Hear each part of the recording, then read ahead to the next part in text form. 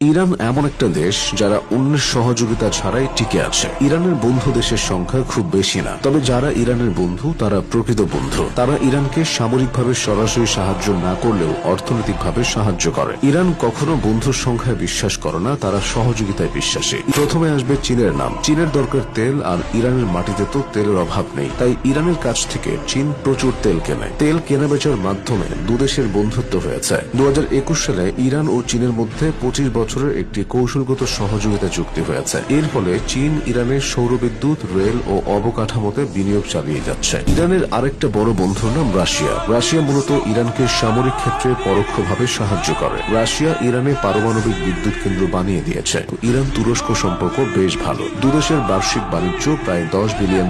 Iran তুরস্কে gas ও তেল সরবরাহ করে। তুরস্ক ইরানে ইলেকট্রনিক্স, গাড়ির যন্ত্রাংশ ও পোশাক রফতানি করে। কৌশলগত দিক থেকে ইরানের সবচেয়ে ঘনিষ্ঠ বন্ধু দেশের নাম ওমান। সংকটের সময় তারা ইরানের জন্য দরজা খুলে দেয়। ইরানের হারিয়ে ফেলা এক বন্ধুর নাম কাতার। ইরান ও কাতার বিশ্বের সবচেয়ে বড় গ্যাস ক্ষেত্র একসাথে ব্যবহার করে। এই গ্যাস ক্ষেত্রটি পারস্য উপসাগরের নিচে কাতার ও ইরানের মাঝখানে, তাই দুই দেশকে পরস্পরের সাথে সমন্বয় করে গ্যাস উত্তোলন করতে হয়। তবে সেই সম্পর্ক এখন বেশ শীতল হয়ে গেছে। সব মিলিয়ে ইরানের বন্ধু দেশের সংখ্যা কমেছে। এত অল্প মিত্র নিয়ে টিকে থাকার নজির খুব বেশি দেশ দেখাতে পারেনি।